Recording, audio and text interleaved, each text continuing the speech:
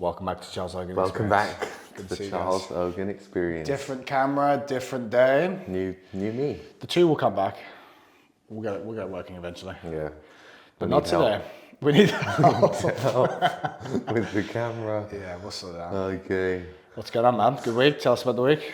Yeah, just did a lot of wrestling still because my foot is still fucked. So haven't done any jiu-jitsu. It's all been classic wrestling. Fucking ragging on people's head. Yeah. How's the low back?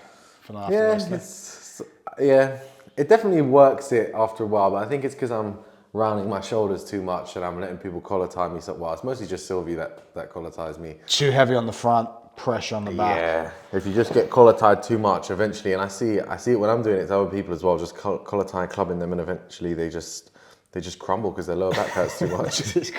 Yeah. I've been there though, like, you know, you laugh about, I used to laugh at people who just went collar tie all the time in competition, but then you realise gets people tired. It's fucking annoying, yeah. Just double collar tie and just rag their head down. Of course, their lower back is going to be tired. And then, they stand up and hopefully you can shoot. Tactics. I don't even do that. Nice. I don't even shoot. Oh, you don't do that? Nah, I would shoot, but it would be a sloppy double with the idea of not actually dropping to my knee ever. You go for a transition. Yeah, I go for a double and get them to grab me so I can get an underhook and that sort of thing, rather than actually shoot and finish. Got it. Because fuck that. Yeah. It hurts to drop your knees to the floor. So it's been a productive week nonetheless for you. It has been a productive week. I'm fucking tired today. Yeah, I forgot. I mean, being in Vegas was basically resting most of the time, and then coming back here, not really resting any days again. Yeah. Just like old times, back to zero rest. Oh, fuck. Vegas was like 2-3 weeks ago now. Time is flying by. Yeah, time has flown. But basically no rest days still, so one day we'll sort that out. Why you did weights today? You trained yesterday? Saturday? I cycled very fast and hard, which counts. Like a 20-minute cycle in a fucking line bike, a shit line bike is hard. And then teaching my class and all that, and I sparred with one guy there at the class. So nice. Kind of a rest day, but not enough. I had my first jiu-jitsu session back on Friday after some injury off, feeling good. Nice. You know what made a difference? Doing like lots of cardio, doing like 4 to 5 cardios a week, coming back to jiu-jitsu. Yeah. Especially because like I'm just like a spazzy purple belt, right? So like doing all that cardio definitely helps. Spaz harder. And that helps. You come back for your first session, you're like, my fitness feels absolutely fine. I just feel a bit rusty. Yeah, that's good then. But fitness is perfect. I find, every time I do gi and I haven't done it in a long time, my fingers just get fucked up. Yeah, fingers that last set of knuckles, these guys. Spicy. Super painful. Absolutely wrecked. We got a lot of questions today. Right, Shall we? We're not going to read the ones on the left. Let's start with the ones on the right. How to transition gi to no gi. So how to transition gi to no gi? I think really you just have to do one or the other. Make sure that you... What if no gi's too easy? That's it. Then you can... Let's do both and win both, I guess. That's an inside joke. Yeah. Sorry. So make sure you switch your grip sets properly. So if some things are going to be better to grab the gi when you're playing gi, and sometimes obviously in no gi you can never grab the gi, so you've got to basically switch up how you grip. That's the main thing. Yeah. I'd say with the legs, a lot of the time you're doing kind of the same thing because it's not like you can actually grab with your feet. So the legs is mostly the same, unless you're doing like lapel guard and shit. So switch up your grips and... I found that transition was tough, man, because I haven't even transitioned to no-gi, but like we do practice, so like when we train in here for no-gi stuff, I feel like a lot of the stuff that we do still has like good crossover to the gi stuff, except obviously when people like fucking just grab your trousers and holding your trousers. Yeah. Exactly. Like just getting used to the grips, huh? Yeah, grip breaks. Like you don't have to necessarily break a grip like that in no-gi. You can normally just circle a wrist or something like that, or just shake your hand really hard and people lose their grip. But exactly. It's not really the same. Or someone gets like worm guard or something on you, you're stuck and you got to be heavy. I hate that shit. What a waste of time. What a waste of your time. And collar grips as well. Collar grips are fucking annoying. People pulling on your collar. So if you're going to transition from gi to no gi, get good at breaking grips. Get good at breaking grips. Well, I guess that's more if you're going no gi to gi. If you're going gi to no gi, you don't have to worry about breaking grips.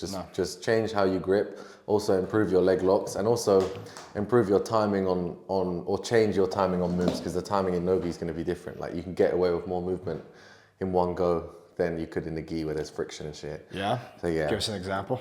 For an example, like in gi, you don't really see rear naked chokes, but in no gi, you're never gonna hit the collar chokes, obviously, but you can like slide your hand much quicker around someone's face, so timing is gonna be different, and when to like go and when to stop is gonna be slightly different. Yeah. And yeah, leg locks, obviously, you can do legs in the gi. Yeah. I mean in no gi, so get on it. You're gonna transition to the leg locks, get the instructionals. UK variant. UK variant. That's what you do. There it is. We actually had a complaint. Someone dished out on your. On my instructional? No, it's quite a funny complaint because obviously we put up the reel this week, which did well about you breaking down how you watch instructionals. Yeah. One guy was like, when you buy the UK variant, then you realise there's no sparring at the end. Ha! Fucking wasted your money. Do you think on the next one, would you put some sparring in? Maybe, yeah. It depends who they give me though. I don't want someone who's just going to smoke me. Yeah. And then it's like, you know. You're getting smoked for. Yeah, what is that? 30 minutes. You better bring someone shit for me if we're going to do that. You could even get some sparring locally to get someone to film it for you. Yeah. I could actually just like put in some of my competition clips, but I think BJJ fanatics have to own the clips for us to just put them in. So. You can't send them to them and good some?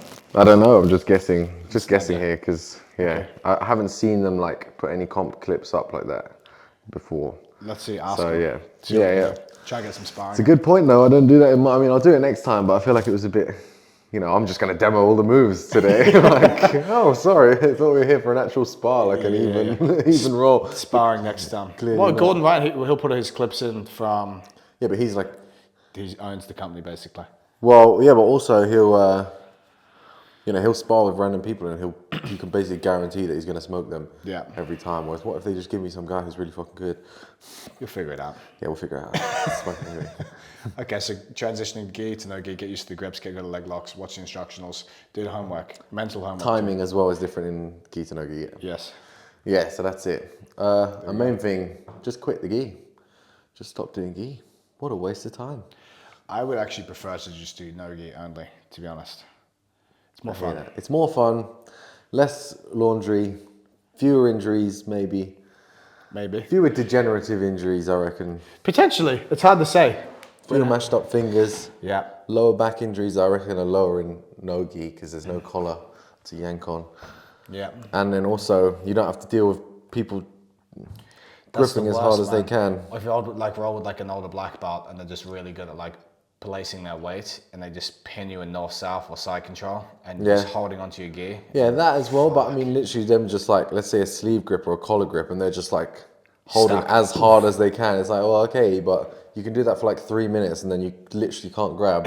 So, and it's annoying because then let's say you spar with different people each time you've got to go through 3 minutes of them gripping as hard as they can before they're broken down. And then you have like 2 minutes to actually spar with them, Yeah, that's a fair point. Which is bullshit. So everyone just do no gi and let's just just quit the gi. You can all do it. Next question. Next technical revolution. Yeah, I think that was to do with the leg locks, or just in general. He said leg locks and there were two questions actually, so we'll put them in one. One was leg locks wrestling. What's the next technical evolution? And the other one was like, what's the next technical evolution in leg locks? I'm thinking that it's already started and that it's like the Aoki lock. People are going to get fucking good at the Aoki lock. Shout out Shashinsky on that. But it works really well with heel hooks. So, yeah, I think that's going to be a key part. Also, Z lock is finally becoming popular. Getting 2 legs? Yeah, getting 2 legs and hip blocking, basically splitting their legs apart. Great, yeah. Shout out Pato for that. And what else? I think guard will become more of just like wrestling up most of the time. People will be learning from a white belt sort of thing to like just wrestle up from guard rather than actually play guard. Yeah. And that is a guess, but yeah, to be honest, I don't know. I can't give a good answer for that. I think leg lock wise be Aoki locks and then maybe Z locks and stuff like that. It depends on how the setups evolve for the Z lock because it's a good move. But then from guard, I reckon it will just be standing up and wrestling, and from top position, it's already happening, basically how to hold people down whilst passing their guard at the same time. Pinning people. Yeah, pinning people. Tiring out, J-points, mount, key details on the mount. Yeah, key details. Smother passing, not smother passing, smother tapping. Yeah, smother tapping. Pinning the fuck out of people. Yeah, just exhausting people, more like more than straight away trying to force a sub, I guess, just trying to force exhaustion. Look at Gordon's like matches prior to ADCC. Pedro Mourinho's mount bullying, Jacob Couch mount bullying, Wagner mount bullying. I honestly think he wasn't tired. Gordon or I Wagner. honestly think Gordon wasn't tired. Yeah. Like maybe for the Wagner match, there were points where he was breathing a bit heavy, but I never thought like by the end of the 40 minutes he couldn't have rolled for another 40 minutes. No. He was That's what was exciting about the original Pena match, because just when he's starting to fucking get Pena tired. Yeah. It's good video that when the breakdown was Gordon actually trying, and they came to the conclusion he wasn't actually trying. That's the guy. Yeah, I agree with that. I agree with that. He wasn't trying 100%. He was trying like 70, 80%. Yeah. Yeah, he wasn't. It's not like he had a time limit to win. You could say someone's trying 100% if they've got like 1 minute to go or 2 minutes to go and they have to win like via points, then that's 100%. But if it's just even, you're probably not going 100% because that's dumb. Just waste energy. He's so fucking good, man. Just a little segment on sucking off Gordon every time we do it. When my missus edits, she's like, "You guys and Gordon around." She'll say something about this. Gordon. Shut up about Gordon Ryan. Well, we tried to get him on the pod. He'll come on eventually. He will be on. We just need to keep asking. Mike won't. Just spam him. Well, this is a story. This could go viral. So when I saw him at Vegas, it was with Roger, and he was with like a few of his crew. So I was talking to Roger, and I went like into their section, met Gordon. Hey, Gordon, how are you? Smash Andre, blah, blah, blah. I was like, hey, so my friend Roger, like, obviously, Roger, would you be interested in doing a podcast? Me, you, Roger, Owen O'Flanagan, who's competing at ECC. And he's like, yeah, I mean, like, doing a podcast would be like, that sounds cool. And I knew he's going to be busy as fuck. I was like, what day was work for you? He's like, yeah, probably Monday. I was like, okay, well, why don't you give me your phone number and we can sort it out. And then he gave me a phone number. 8 digits. Sent a message, didn't go through. Called it, didn't work. I was like, okay. Maybe you misheard. Maybe he's still waiting. he put it in. He put the number in. Maybe he couldn't push it properly. Maybe. Some say he's still waiting for that phone call. He's fucking constantly becoming. Poor Gordon. Why didn't they want me? He'll get back on. All right. Next question. Easy one. 2 chicken-sized T-Rex or 1 T-Rex-sized chicken? I would probably rather fight. Is this for you to fight? Yeah, obviously, yeah. I would probably rather fight a T-Rex-sized T-Rex than a T-Rex-sized chicken.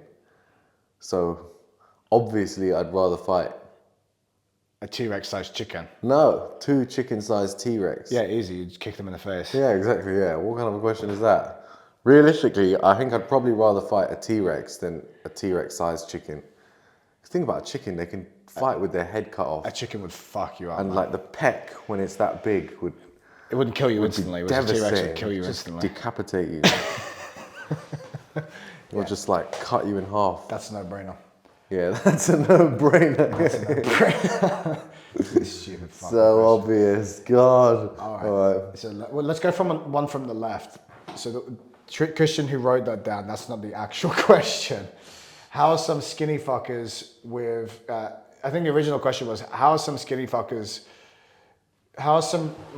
who are so skinny, so strong? So how do people who are smaller get really strong? Yeah, that's a good question. It is a good question, because you don't need to be gigantic to be super strong. Being very big and having very large muscles is, of course, a lot comes down to genetics, how many calories you eat and how you train. So with a lot of the research that's out there regarding muscle hypertrophy, I put up a post about this week, you don't need to lift super heavy in order to get super strong. You can actually lift within like 30 to 100% of your maximum 1 RMs weights, which is obviously a huge variance in a rep scheme of like 8 to 30 reps.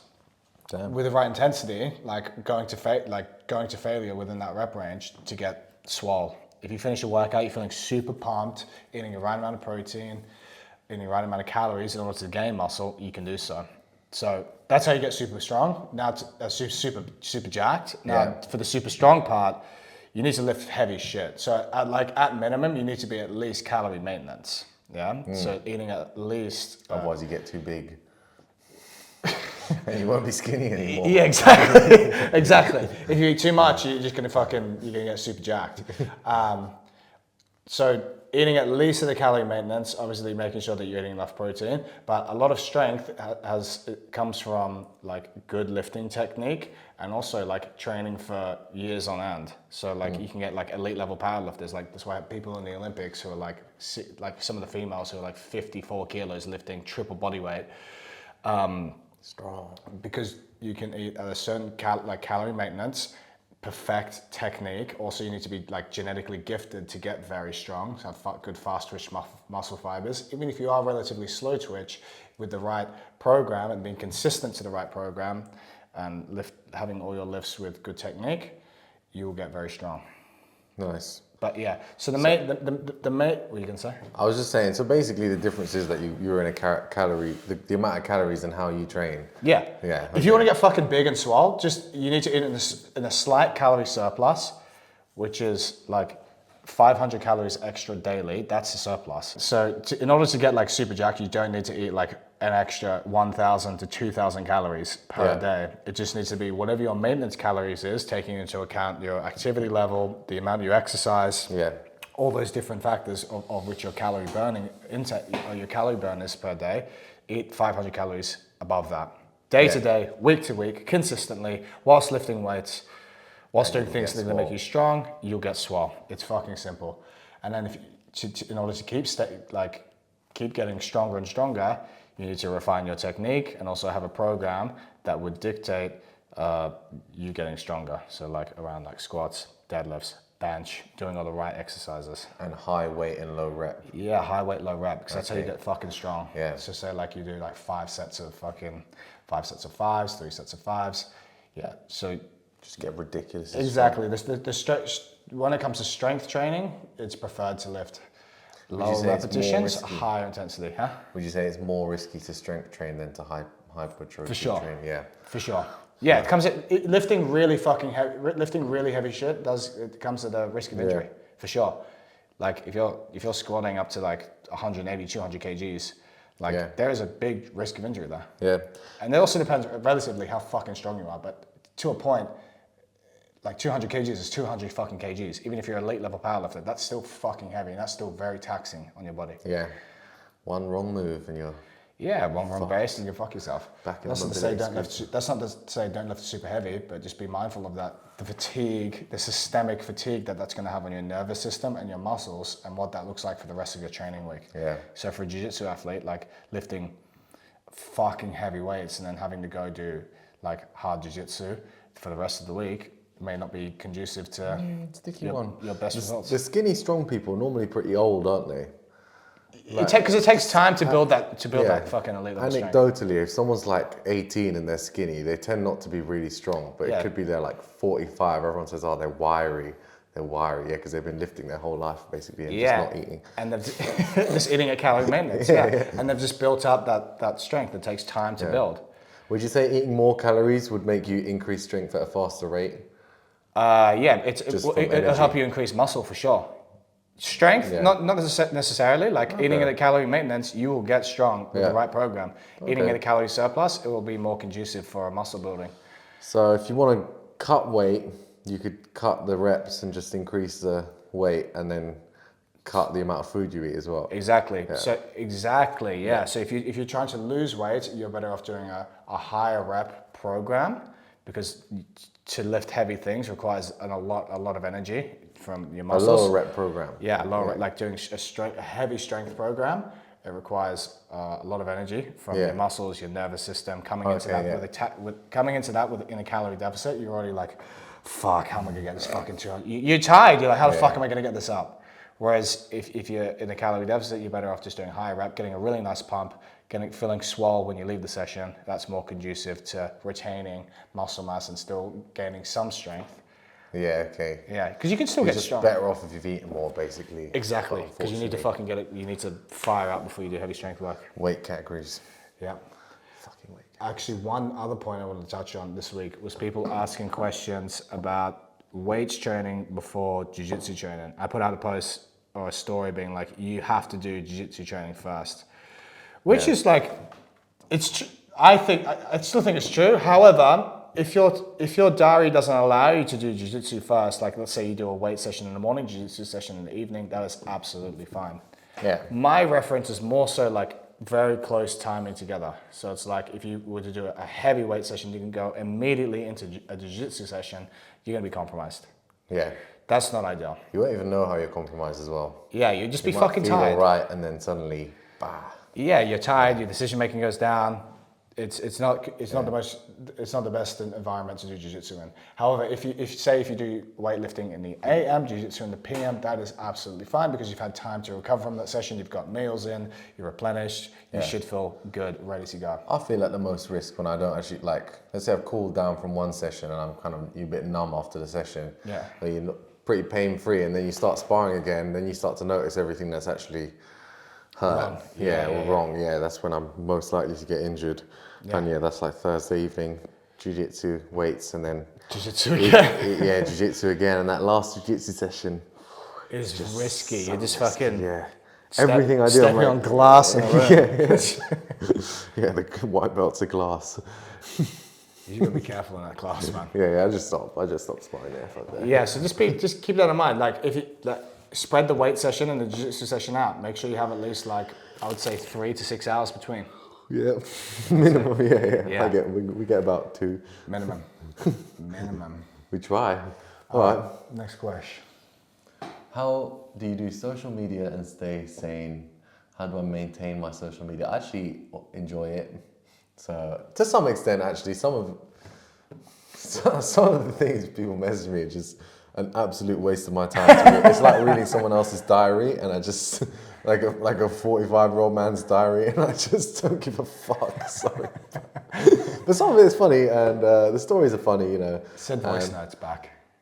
Send voice notes back. What, me to them? Rather than having to type stuff, just send a voice note back. Yeah, I guess because then they've got to waste their time and listen to it. Well, it's just then you know accurately how much time you spent because you can just see how long the voice note is, and it's obviously going to take less time to record a voice note than it is to type a message out.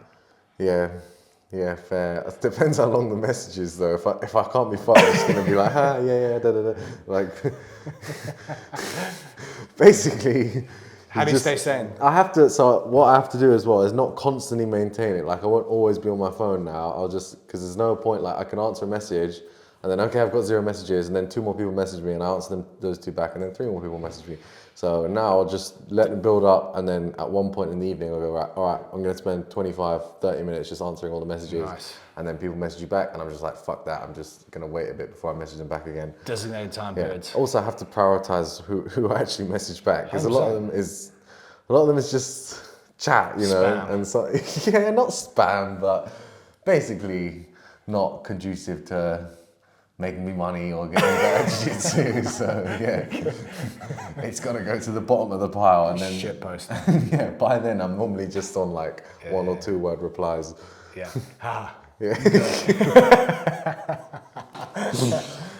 Just be a cunt to people if you must. Here's a good point, actually. People won't know. When you're competing, you don't use your phone. Oh not really. You don't look at your phone. I don't look at my phone on competitions. Once I've started sitting on the mat and warming up, I will stop using my phone entirely. Why do you like doing that? Because I just get too many messages about like people basically like distracting you and shit. I'd just rather. Once you're on the mats to sit, you just stay in the zone for as long as possible. Yeah. And also all the congratulating in between matches is just not what you want to hear. Well, it's not what you want to hear if you want to. Exactly, yeah. It gasses you up, and then you feel like you're actually good for your next match, and then no, you've got to just stay in your fearful state of I could lose. No, true. It gives you like almost a feeling of accomplishment where it's like, fuck, I still need to compete. First day at ADCC, I was like, fuck, I got like reading all these messages, and it feels nice. Don't get me wrong, you get your endorphin hit, but ultimately, everyone messaging you like isn't competing the next day, so it's not really helping all the like. The accomplishment feeling, like it's not done yet. I haven't done anything. I remember. So we had after the first day of ADCC, we went back to the hotel. We had dinner. See you later. Would you have, if you could do anything differently, would you have not looked at your phone between those 2 days? Maybe. I probably would have just focused on trying to sleep better. Really, I had a terrible night's sleep there because the adrenaline. just more edibles. I don't know what to say. I don't know how I could have possibly have gotten to sleep better, but... Well, maybe if you didn't look at your phone, it got all that, because you got big gassed out, man. You got gained 4,000 followers that day. Yeah. But that wasn't what kept... It was literally, I fell asleep, but I kept waking up in the night, throughout the time. So that's the only thing that I could possibly blame other than just being shit. But yeah, basically... If I didn't look at my phone that day, maybe it would have helped. But it's more in between the matches. I don't want to look at my phone. Yeah. Stay focused on the task exactly. at hand. Just stay focused on the task at hand, not chatting and all this kind of stuff. Yeah. Maybe it's a grappling industries or something, and it's the open division. I'll check my phone because it's funny. But if it's a serious competition, I won't. Yeah. That's a good point. That's my tip. Listen to music. You don't listen to music? No. I don't like to do that either, because I feel like when I go to train, I don't listen to music, so why would I do anything different? Also, it's just it's going to gas you up. Yeah, it's going to gas you up. It should be as casual as possible. You're warm, you go and you have to you have to solve the problems, and you have to be sharp and stuff. You don't want to be yeah, fuck you, yeah. Exactly, let's go. We spoke about this last week, people getting too aggressive. It's man, it's a jiu-jitsu competition. Exactly, what is it, smelling salt? Is it smelling salts that the people use before they lift? Yeah, that's probably not going to help with your jiu-jitsu. Yeah, you just want to be a fucking robot. Yeah, training. Like a hard round of training, when you go to the competition class, competition could be the same. It's the same thing. You have to be able to get in the zone quickly enough. I don't expect to get in the zone in the first 2 minutes. No. First 2 minutes of a match, you're really going to hit your a really sweet move that was because you need time to figure them out, and you also need time to zone in a bit onto the timing of the match, and then so later on in the match tends to be when you hit your nice moves, unless they're just completely switched off and you're switched on in the beginning, then you can catch them with some shit. Does happen. It did happen. Yeah. Nice. That's a good question. Good, yeah. That was a little combo. What part of UK best athletes? Well, I want to say the South, obviously. That was a question about jiu-jitsu in general, right? The North has good athletes, don't get me wrong. But I think in terms of concentration, there's just a lot of people in London, and we got Roger, bro. We got Big Hodge. GOAT, greatest of all time. We got the GOAT, and North has some alright. I mean, competitors right now who are good, but they don't have the GOAT. Nowhere has the GOAT, so it's just irrelevant. If we're only talking about competitors, I think the North. Yeah, but you can't just lump all the North against London. No, that's not fair. But you can compare London to each city. Okay, so do you think London's emerging for better athletes coming out? Yeah. Nice. Yeah, simply. It's going to get there. Obviously, numbers-wise. More people, more bodies to practice on. But then you think there's for example, Ash Williams and that in Swansea. They don't need a huge population to have a really good, set of training partners, and wherever Livsy's from, Yorkshire or whatever. Hull, yeah. Just I don't know if Yorkshire's close to Hull. I imagine it is, but they got Lloyd Cooper, they got Owen Livsey, Ellis Younger. So I feel like every city will have some fucking good people around. Yeah, you just... Yeah, but obviously London has the most concentration of really good people. It should be up. Yeah. London should be up and coming. We should do another North v South. That was good. We did a North v South tournament one time. Oh, did you? I fucking lost my rash guard to that. I just remembered. Anyway, did a North v South. That was such a good rash guard. Anyway, North v South thing, and we won. I'm pretty sure Freddie Vosgrone took out three of the people from the North. So he's not even from England, but anyway, yeah, he took them out. Shout out to Freddie. Yeah, shout out to Big Vosgrone. He definitely doesn't watch this. No, he definitely would not watch this. All right, well, there we go. Yeah. London's emerging. Yeah. It should be getting better and better. It should, yeah. It's just numbers, sorry. Yeah. Big Rog, pending podcast. He's coming on. Don't worry. He will. Soon come. Do you blokes ever get stoned? Me personally, I'm a Christian. I don't do any drugs. Tell the truth, man. That's a lie. Tell the truth, man. You got stoned before your weight session. Occasionally love it. No, I love it, yeah. I can't deny. Do you smoke quite a bit? Yeah. Every day? Actually, so what I'll do is I'll go in phases of smoking every day, and then I'll do phases of not smoking at all, depending if I have a competition coming up. Oh, okay. Also, smoking every day is pretty bad regardless if you're whatever you're doing. I feel like smoking is bad, Vaping, whatever. It's just bad. You're just fucking your lungs up. So I'll switch between smoking and edibles in the times that I am smoking, and then other times where I'm not, then I'll just be clean. Sober. Yeah, but Stone sober. Yeah, it just feels worse being sober. I feel like a square, like I've got nothing to live for. Like, like the end of a long day, you're not going to sit there and just have a food and go to bed. Like, why wouldn't you? Pathetic life. Why wouldn't you smoke at the end of the day? I don't understand. Like, you're allowed to enjoy your life. Yeah. That's what it's. But yeah, if you're smoking every day, also if you end up like being some depressed fuck when you smoke, then just stop. Or if you also, I can function very well when I'm high. Like clearly, most people, I'm functioning now. Most people are like unable to function. Like that's it. They can't leave the house. They curl up in a ball. They can watch Netflix and they can order takeaways, but they can't even cook for themselves. Yeah. Like, I'm good when I'm high. I'll do the dishwasher or something. I'll do the laundry and then I'll just... You can talk, you can do things. I can do things, yeah. It's a skill you have to practice after a while. But don't get me wrong, there were times where I was paranoid as fuck and I'd be high and like, I'd be, do they know I'm high? I remember the first time I went to jiu-jitsu high, I was sparring with this guy, Raphael. I'm pretty sure he could tell I was high because I was like, the way I was sparring was super weird and he just burst out laughing at one point. Because maybe I was high, so I was compensating and trying extra hard and he noticed and like, it was like me running around the outside of his legs and him just spinning, like classic orange belt bullshit, and he just burst out laughing at me. And believe me, I felt paranoid. Yeah. Oh, fucking knows He I'm knows. Do you think it's like you built up such a big tolerance and now you're just so used to it?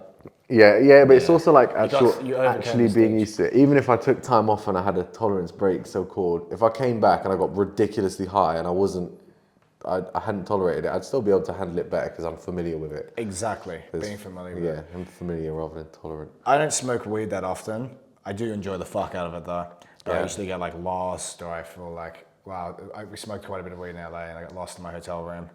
The hotel room? Yeah, I got locked out. I had to go downstairs to the reception. Okay, yeah. And they started talking to me. I was like, the dude's like, yo, man, you're from Australia. Where are you from? I'm from Sydney. And I was like, Brisbane. Man, please, I'm locked out. Can you let me back in? And he's just delirium. Yeah, but then I went upstairs, watched UFC. And I watched Chris Weidman versus Luke Rockhold. And if you've seen that match, Luke Rockhold beats the shit out of him from mount. And in my stone state, I'm like, stop the fight. Stop the fight. He's 13, it's over. If I'm in hotel rooms and I'm high as fuck in like a foreign country especially, even if it's legal and I'm just high on my own, sometimes I'll feel paranoid if I'm in a hotel room. Yeah. Like, is one of the cleaners gonna come and knock and like... kill me? Yeah, or just like, what do they want? Like, what's your problem? And you know. Yeah. So I guess I don't smoke that much. I do really enjoy it, but I don't do it too often. As we had. Fucking love it, or I dislike it. It's one or the other. You love it. Okay. Australia trip. When are you gone? Oh. I'm gone in 3 weeks. Back again. Really? Yep. Go see the boys. Go to a wedding in New Zealand. A couple more days, and I'll just come back. We need to go for a trip. I would go, but I want to go for a long time, and I want to ideally break it up, the actual trip there, into 2 parts. I don't think I ever want to suffer like a 20-hour flight in my life. It's not great. It's very manageable. You would be fine because you just take some edibles before you go. That doesn't work ever. I just end up high on the plane. Oh, okay. Like awake and high. Regardless, you could figure it out. It's not that bad. Yeah. But like through the middle of the trip, you're like, this sucks ass. Like I want to get off. But then, like in hindsight, once you get there and you're off the plane, you forget about the trip. Like it wasn't that bad. You're very quick to forget. Yeah, but I dread the trip the whole time I'm there, and the whole time before arriving there, I dread it. Just do it. Let's get used to Australia. Why don't we go next year? We'll go for a month. Yeah, we can go next year. Come on then. Make sure there's no snakes as well in case Marks comes. We'll figure it out. Okay, so let's put a rough date in the diary. We'll go next year together. Next year? Shout me. Yeah, let's do it. Let's do it. We'll train out there with Lucky. Half Sydney, half Melbourne. Huge. Done. Let's do that. I can't wait. Apparently there's no mosquitoes as well. There's fucking heaps of mosquitoes. Oh, there are? Yeah. In summer. Not heaps, but there's a fair amount. Are there any wasps? Yeah. Right, well, I hate those. You'll be fine. It's not, you'll be okay. Well, I won't get bitten. Nah. I don't think I ever got the first time I got bitten by a wasp was in Thailand. Not bitten by a wasp. I've been bitten by a mosquito, stung by a wasp. You'll be fine. Still being pussy. All right. Next year we'll do a trip. If a wasp stings me, I'm leaving. We'll sort it out. We'll do a trip next year. Half, Sydney, Melbourne. All right, nice. Done. Keen. Right. Smelliest grappler. Oh. Some stinky cunts in the open mat, no doubt. Yeah. Don't have to name I don't know names. if I should just name and shame someone for being stinky openly. Do they know? No. Just leave it. There's some stinky. You know who you are. If you probably don't. That's the worst bit though. If you It stink, should you just probably be don't. hygiene. So like I think people like some people who fucking stink. It's the kit as well. It's just like just retire the rash guard, get a decent rash guard. You know who I feel for is people that cycle places, because inevitably you cycle somewhere, you're gonna stink by the end of the cycle. Yeah. Cycle sweat smells worse than normal sweat because it's stress of the road as Yeah. well as normal. Come prepared. Like fucking bring some deodorant. Spray yourself before you get on the fucking mats. Don't be that smelly cunt. Yeah, who's yeah. Just if you know you stink before getting on the mats, just come You prepared. gotta do something. One of my buddies, Ada, you motherfucker, he wears these like cheap polyester like shirts to grapple in. Yeah. Because he's like, I like but it's like, bro, they stink. Like wear like a cotton shirt at least, rather than some like cheap polyester shit. Because once it gets stink on it, stain under the armpit. Yeah, exactly, Yeah. and the stink will stay. I fucking hate those. So Actually. if you don't wear a rash guard, wear a cotton shirt. Not for some cheap polyester shit. And honestly, you won't be a smelly cunt. Close to heart. Other thing is, if your feet smell, definitely don't try and go plata people. You know, if you stink, definitely just wait on the side. People to ask you to roll or just sit out the whole time. Just be hygienic. Yeah, because people will hate you otherwise, and they won't even tell you. They'll just hate you. They'll just hate you. Yeah. People don't tell smelly people. They usually just let them go, and then they avoid them. Yeah. It's even worse. That's what I do. just Or I'll avoid just them. make faces the whole time whilst I'm rolling. Or I'll look away whilst I roll. Like I'm actually rolling with a dog shit. Alright. Top 5 leg lockers, 1 to 3. So, 1, Gordon, because he leg locks people without trying. 2, I want to say... So yeah, it's hard to grade them against each other because, you know, they've all had good and bad performances. I'm going to say the person who's like best at actually finishing people with leg lockers. Let's say of all time, I'm going to put Eddie Cummings in there because back in the day he used to smoke everyone with leg locks. Crush. Also, Gary Tonin used to be very, well, probably still is, but used to be very like good with flashy entries to leg locks and like creative entries and like finishing especially. Back in the day. Yeah, I'm sure he still is, but he just had a brutal weight cut and then obviously did MMA and stuff like that, so the leg locks are less prominent. I feel like that fight after he fought that Vietnamese guy. Tan Lee. That guy's a monster. Is he? Yeah, well, he savagely knocked out Gary Tonin. Yeah, You're yeah, not gonna he's be the same savage. after that. No. I guess, yeah, if you get punched in the head that hard, that's your life changed. Yeah. Yep. So Gordon Ryan, Eddie Gordon, Cummings, Gary, Gary Eddie Tonin, Cummings. Dean Lister. No. That's a strong one. No disrespect, but no. Yeah. I want to say Diego Pato and Craig Jones. Yeah. Or Johnny Ocasio and Craig Jones. Obviously, Craig has to be in there. Yeah. Yeah, and in the 5th spot, I'll give to like a wild card, Diego Pato, Johnny Ocasio, but they all came from Eddie Cummings anyway, so just call that Eddie Cummings. That's it really. Those are the people that I'd say. That was more like 6, but yeah, unless I'm forgetting anyone. Sick. I think Pato's a really good one to watch these days. Why? And that guy, and Keith, actually Keith Krikoran and Keith, Lock and Strangle guy. Can't believe I forgot. Oh, your boy. Yeah, the guy who cornered you. Yeah, the guy How who dare cornered you? me. Keith under... Kieran Kitcher. It's not even Keith. Shout out to Kieran Kitcher. Fucking hell. Yeah, he's good as well. So yeah, watch all of those people. False rib guy. Yeah, you shouldn't limit yourself to 5 people just because it's mostly people say top 5. Yeah. Look at the top 10.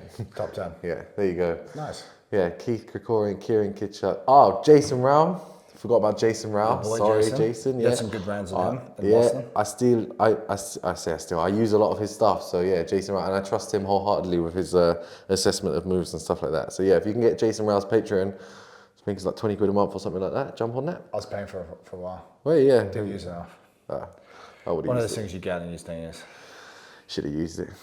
Should have given you the things. Should have given me the things. Yeah, I already had another. I mean, I had my own login. Yeah, didn't use it either. That's a lie. I had someone else's. Okay.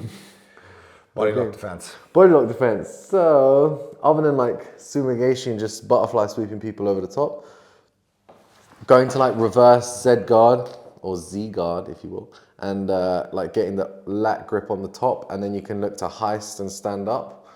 That's a very good like way of basically bodylock. If people drive into you, they're actively trying to pass the guard. There's more chance of you either recovering like a closed guard, or trying to make them disconnect their hands when you try and sweep them. Like you try and sweep them, they post, and then you can kind of like double frame. By getting those tight elbow grips and pulling. Yeah. So you could do the tight elbow grips pulling and try and make them post.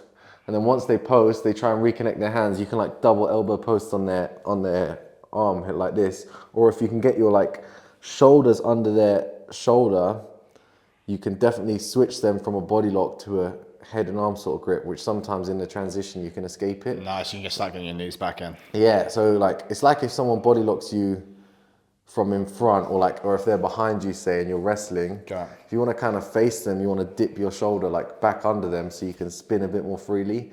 It's like the connection of your back to their chest will stop you spinning. So if you can disconnect that. Maybe we do some technique on this. Maybe next time we should do a body lock technique.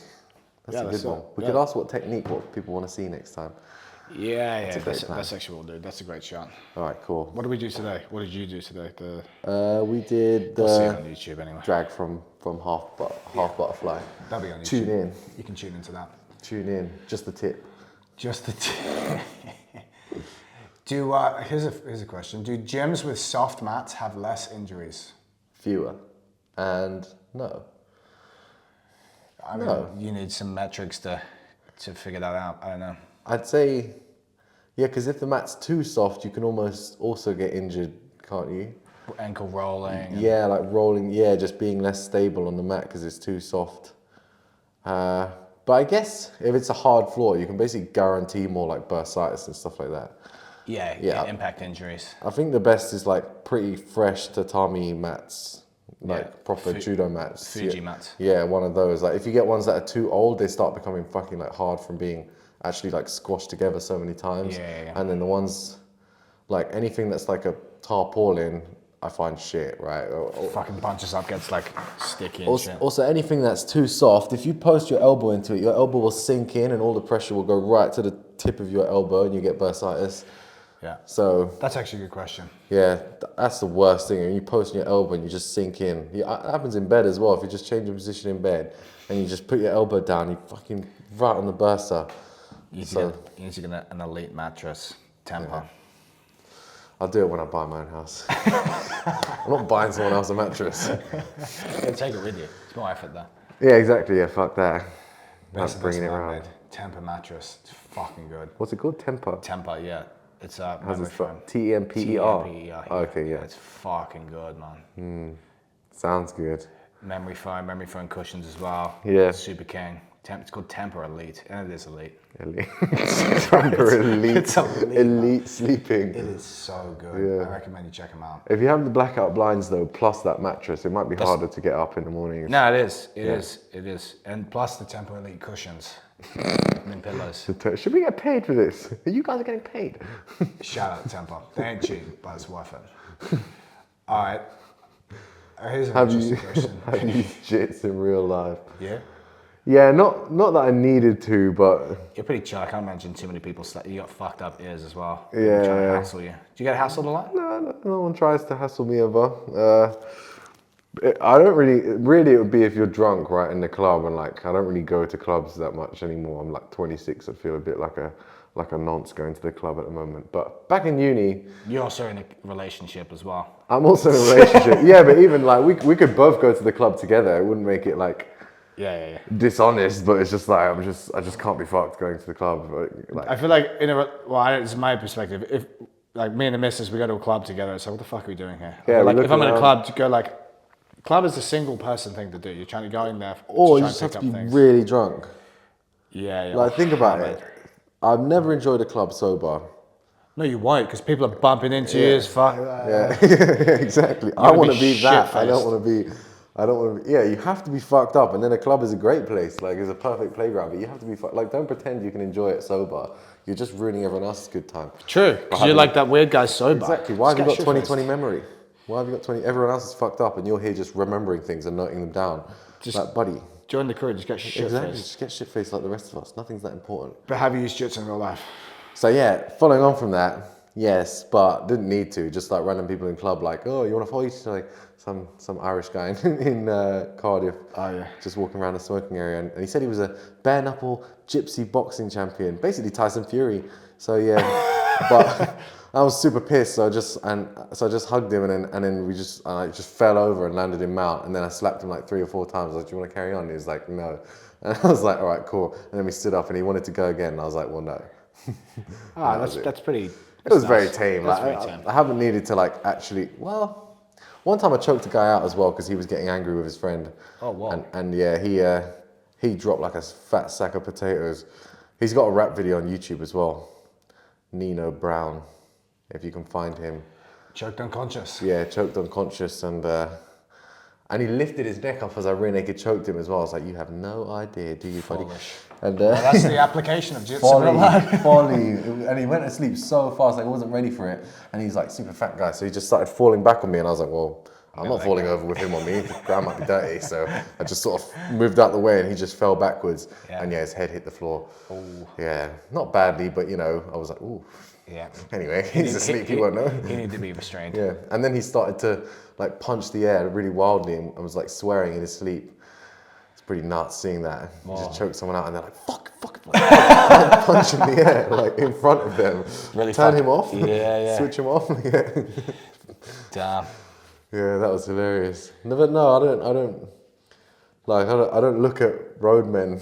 You know, if I pass a roadman, it's like a brief look to know that it is a roadman, just to know not to continue looking in their direction. Fair. Yeah. It's a smart thing. Street fighting is the dumbest shit ever. Yeah.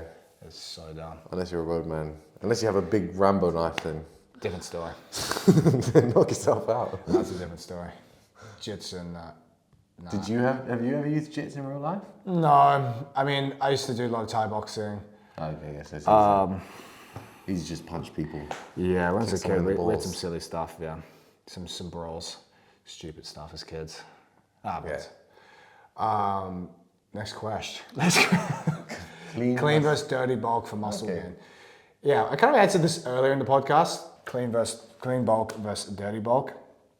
Look, in order to gain weight, you need to be in a calorie surplus. So if you're lifting weights and you're eating enough protein, which is 2 grams per kilogram of your body weight, you're gonna gain weight, but you need to be in a calorie surplus to do that. So dirty bulk would be classified as like eating fucking like lots of ice cream, pizzas, whatever, nutrient dense foods. There's a time and place for nutrient dense foods if you can't eat like, let's say like enough clean food. Actually, I want to scrap all this clean and dirty talk. Like your protein sources, lean protein sources, like rice, pastas, breads, all that kind of shit. What would be classified as dirty is like things that have much higher like calorie dense foods, like fucking, like burgers or pizzas or fucking ice cream, all that kind of shit. Yeah, I eat a lot of that. Yeah, look, all you need to know is if you're trying to gain weight, figure out what your maintenance calories is and just eat 500 calories above that maintenance. Just do that. If you go way too over,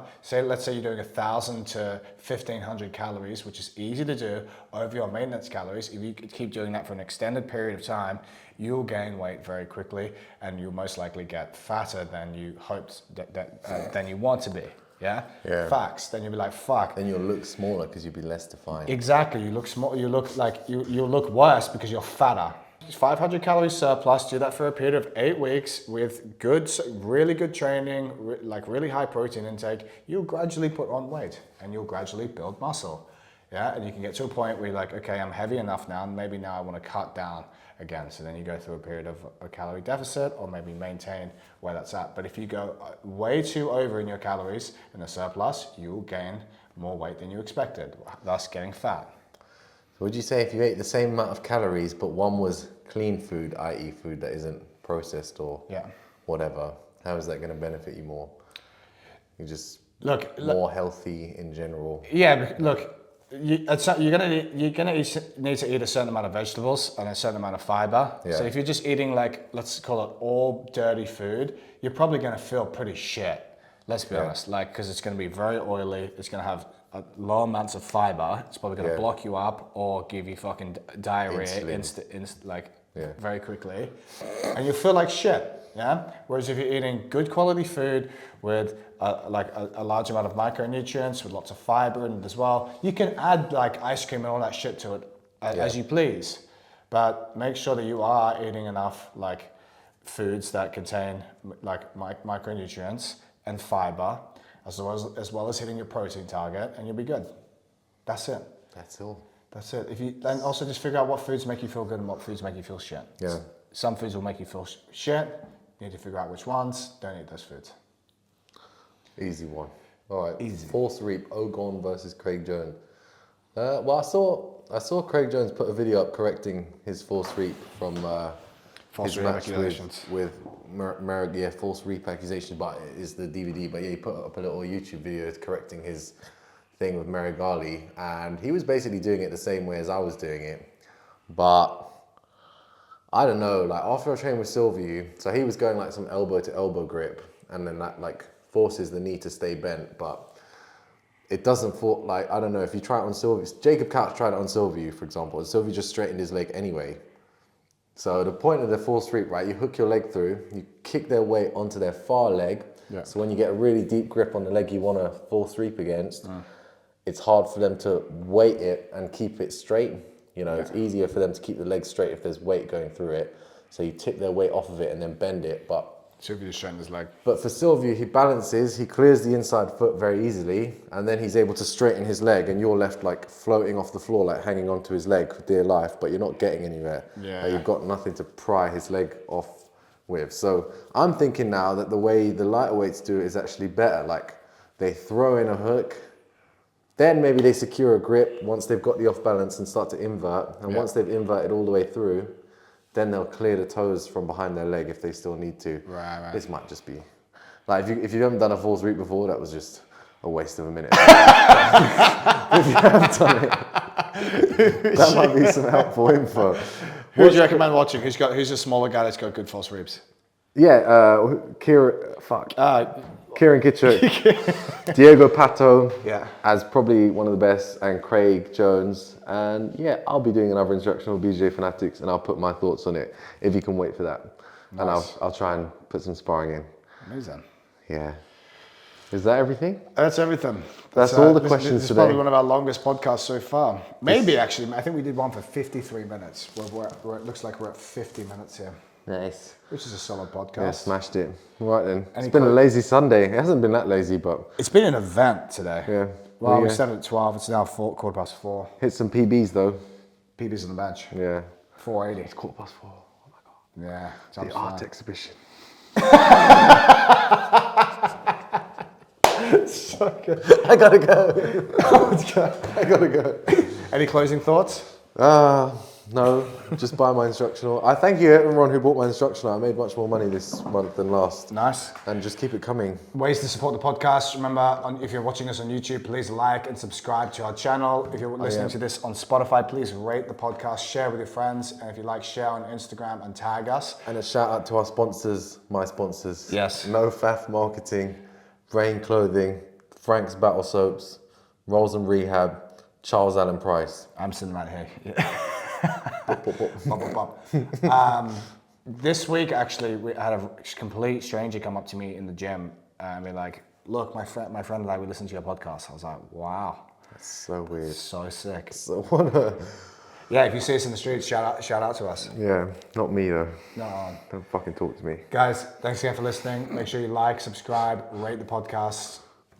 Thanks for coming down. Thank you, brother. See you.